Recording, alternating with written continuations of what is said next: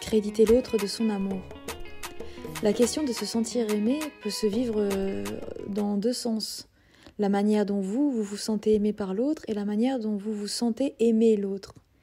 Et la manière dont on aime a toujours un peu à voir avec nos traumas, nos bases solides, l'amour que l'on a reçu petit, ce qu'on essaye de réparer, là où on est cassé. Nous sommes des êtres en marche, des êtres en route et nous aimons comme nous le pouvons. Et souvent, quand on rencontre un autre à qui on porte de l'amour, alors là, ici, on va parler du rapport amoureux, nous parlerons un peu plus tard du rapport affectif. Quand on est dans un rapport amoureux, on peut avoir tendance à voir en l'autre ses propres démons, on peut avoir tendance à voir en l'autre ses propres angoisses, on peut avoir tendance à projeter sur l'autre, dans ses silences comme dans ses mots, quelque chose qui nous est propre. Par exemple, vous pourriez projeter sur le silence de votre conjointe ou de votre conjoint qu'elle est en train de ne pas s'intéresser à vous ou de vous délaisser. Et ce terme ne pas s'intéresser, ce terme être délaissé, si vous faisiez l'association libre, si vous cherchiez à quoi il correspond dans votre histoire, vous trouveriez sûrement des histoires d'enfance. Vous trouveriez sûrement la petite fille ou le petit garçon qui est en vous et qui n'a pas réglé ces problématiques-là du sentir aimé. Parce que souvent, l'autre n'est pas du tout sur le même fil que vous en termes de souffrance. Quand vous êtes dans un couple, quand vous êtes dans une histoire d'amour, vous ne rencontrez pas quelqu'un qui est votre semblable en toutes parts. Donc lui, dans ses silences ou dans ses mots ou non-mots, il y a parfois simplement la trace de son histoire à lui. Peut-être que pour lui, le silence, c'est la paix. Peut-être que lui-même est angoissé de mal faire et donc choisit ses mots et parfois ne parle pas. Peut-être que la communication n'était pas centrale dans sa famille et qu'il n'arrive pas à le rendre central dans la famille que vous formez. Donc il y a mille et une manières que celui ou celle qui vous fait face vive ses mots et son silence. Mais si vous y projetez du rejet ou du désintérêt, eh bien, il faut voir ça comme des portes d'entrée sur vos propres problématiques à vous. Pourquoi est-ce que je me sens ne pas l'intéresser ? Pourquoi est-ce que j'ai l'impression qu'il ne m'aime pas ou qu'il ne m'aime pas d'un amour absolu ? Enfin, toutes les questions que l'on peut se poser. Et vous ne devez pas les aborder simplement comme une porte d'entrée où on ne rentre jamais dans le cheminement à l'intérieur de soi. Il faut descendre vraiment en profondeur en soi, il faut descendre dans ces pensées-là, il faut descendre dans ce cheminement et de souvenir en souvenir, de sensation en sensation, arriver à trouver la faille originelle. Et une fois que vous trouvez cette faille originelle, accompagnée par un professionnel ou accompagnée par votre connaissance sur le fonctionnement humain, ou parfois accompagnée par votre spiritualité, il faut prendre le temps de se réparer. Je vais aussi prendre un exemple pour que vous compreniez bien le propos. Si une personne, prenons un homme qui, dans ses rapports amoureux, à chaque fois que ça devient sérieux, projette constamment que c'est à ce moment-là où tout va se finir et où il va être abandonné. Et du coup, il fuit l'engagement et puis il formulera même « je ne veux pas m'engager, je ne cherche pas l'engagement ». Alors quand on l'entend, on peut croire que c'est simplement un homme qui veut de la liberté. Si cet homme-là fouillait en lui dans son rapport au monde, il trouverait de la liberté à la difficulté d'engagement. Il trouverait peut-être la peur d'être avec une personne fixe. De la peur d'être avec une personne fixe, il trouverait peut-être l'angoisse que ça se passe mal avec cette femme, puis l'angoisse de dépendre d'une seule femme, puis l'angoisse peut-être du petit garçon qu'il était, et du fait de ne pas avoir senti que sa mère investissait leur lien d'une manière complètement fonctionnelle, comme on peut le formuler en psychologie, c'est-à-dire avoir eu l'impression que sa mère était un peu rejetante, et s'il fouillait dans l'histoire de sa mère, il trouverait peut-être que sa mère sortait d'une dépression quand elle l'a eue, parce qu'elle avait vécu un deuil au moment de sa naissance. Donc en fait, vous voyez, là on est sur un fil de cause à effet qui ne va pas vous dire pourquoi suis-je comme ça va vous dire comment je suis comme ça. Et à partir du comment, il faut répondre à ces points d'interrogation. Quand je suis adulte et que je pense que l'autre me rejette, que l'autre ne m'aime pas ou que l'autre ne me voit pas, est-ce que c'est l'adulte qui ressent cela ou est-ce que c'est l'enfant qui est en moi et qui souffre encore ? L'association libre, telle que je vous la propose en exemple, c'est très important parce que nous sommes des êtres de mémoire, nous sommes des êtres qui n'oublions rien, retenons tout, mais parfois c'est simplement une matière non sue, une matière refoulée, au sens littéral du terme, au sens où on n'a pas toujours accès à ce qui est engrangé dans notre mémoire, mais c'est là, et ça demeure. Et ça ressort dans les rêves, ça ressort dans les lapsus, ça ressort dans les pensées, ça ressort dans les souffrances, ça ressort dans les mauvaises émotions, comme ça ressort aussi dans les émotions positives, comme ça ressort aussi dans les socles intérieurs que vous avez et qui vous accompagneront une vie. Celui ou celle qui arrive à se sentir très en sécurité dans certains espaces de sa vie, son monde professionnel, son monde affectif, son image de soi, eh bien, il y a une espèce de merci éternel à donner à son histoire, à ses parents ou sa filiation. Parce que la sécurité, elle se construit quelque part. Parfois, certains de vous l'ont construit sur la base de leur travail et de leurs mains. D'autres, c'est un don qui leur a été donné de leur famille, d'un parent, d'un grand-père, d'une grand-mère, du regard d'une mère qui avait réussi à régler toutes ces problématiques, à donner un amour absolu. Donc en fait, il y a mille et une manières d'avoir des socles intérieurs, des forces intérieures qui vous accompagnera toute une vie, mais il y a aussi ces failles, ces traumas, ces blessures non réglées sur le chemin d'une vie, sur le chemin d'un arbre généalogique, sur le chemin d'un arbre symbolique, qui peuvent résonner encore dans votre manière d'aimer. Et pourquoi c'est important de se questionner là-dessus ? Parce que si vous doutez de vous, vous risquez de douter de l'autre alors que l'autre n'aura rien fait. Et dans l'espace de l'amour, c'est important d'arriver à voir l'amour chez l'autre, même s'il ne se formule pas comme vous auriez aimé qu'il se formule, d'arriver à voir la présence de l'autre, même si ce n'est pas exactement comment vous en auriez eu besoin.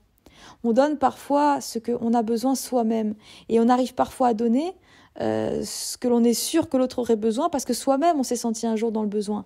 La personne qui est très tactile avec l'autre, peut-être qu'elle a reçu beaucoup de gestes, de câlins durant son enfance, durant sa vie, et qu'elle en sait l'importance. Celui qui n'arrive pas à faire de câlins ou être tactile, peut-être que c'était manquant dans son enfance, et qu'à cet endroit-là, il ne l'a pas conscientisé qu'il en aurait eu besoin. Et donc il est incapable de donner ce qu'il n'a pas eu, et incapable de donner ce qui n'a pas été encore conscientisé comme un besoin. Donc faites bien attention à ne pas mal interpréter votre conjoint ou votre conjointe, parce qu'on peut orienter toute une histoire d'amour, tout un chemin, en projetant négativement sur lui des choses qui demeurent en vous. Et puis alors si en face il fait pareil, s'il projette sur vous des choses qu'il a en lui, vous n'allez cesser que de vous croiser à travers vos névroses et pas à travers ce qui est absolu en vous, ce qui est le plus pur de votre essence d'âme, ce qui n'est pas abîmé.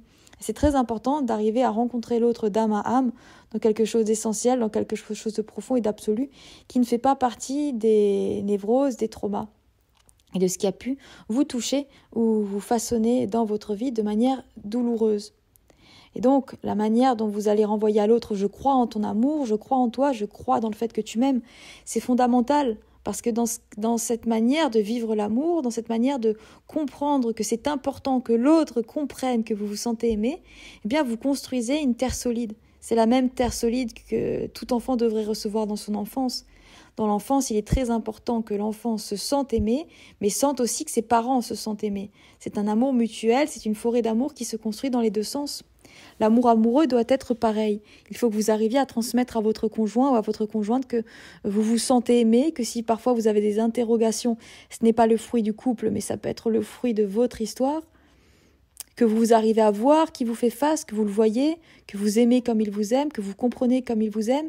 Il y a aussi votre responsabilité à vous sentir aimé.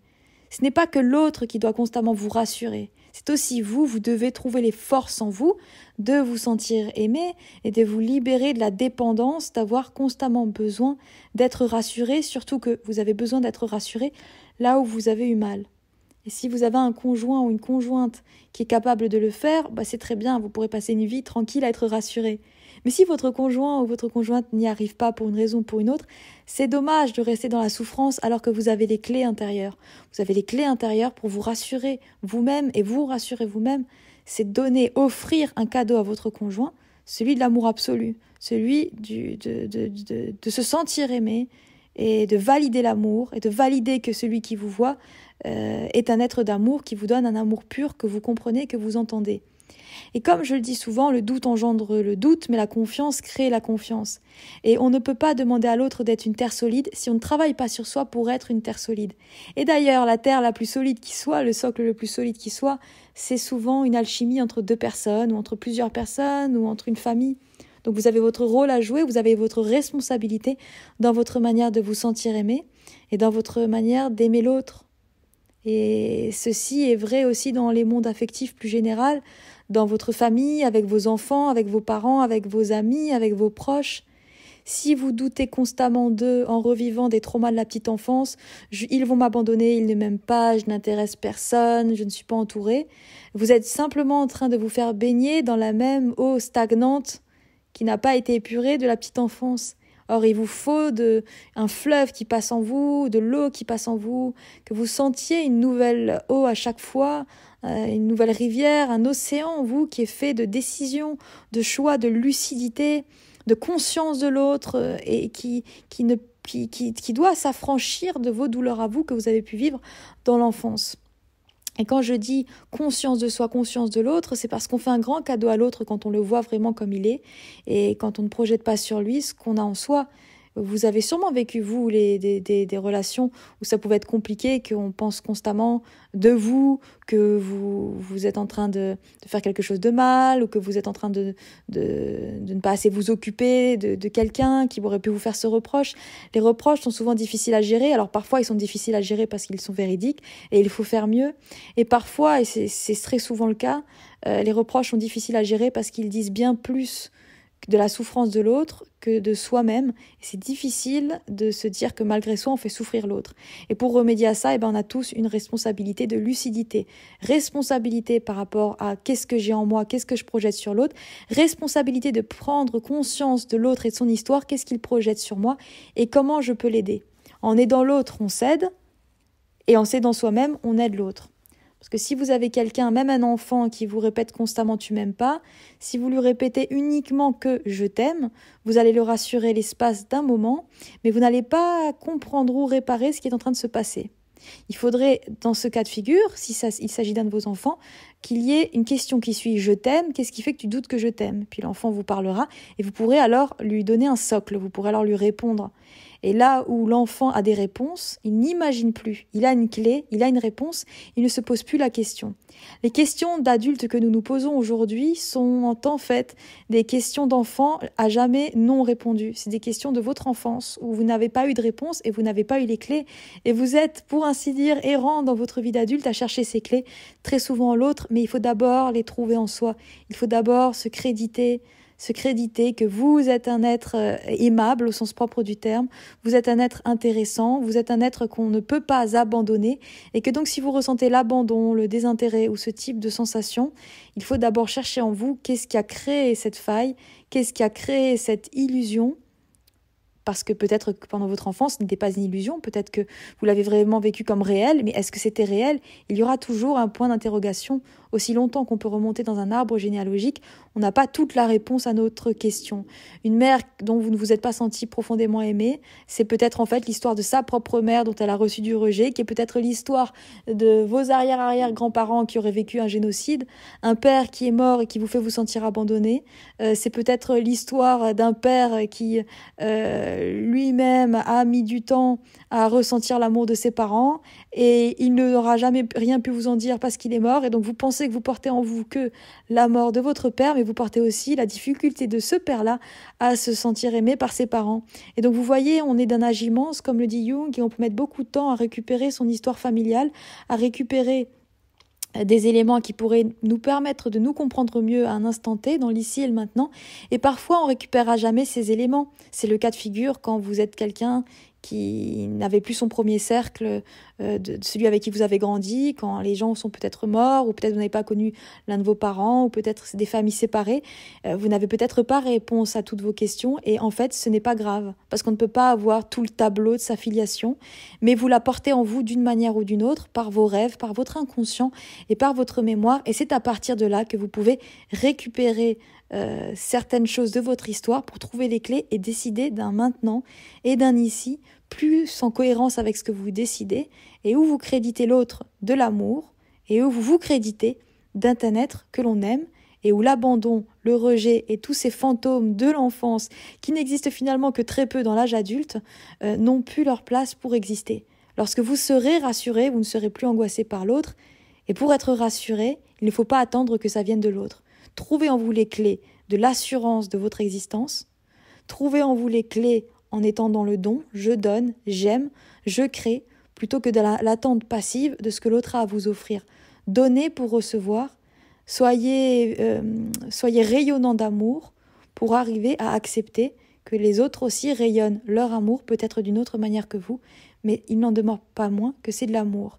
Et que c'est intéressant sur la Terre qu'on ne parle absolument pas tous le même langage affectif, le même langage émotionnel, et que donc il ne faut pas toujours interpréter l'autre à sa lumière à soi, parce qu'alors on risque de passer à côté de lui. Il faut passer du temps à le comprendre, comme il faut que vous passiez du temps à vous comprendre.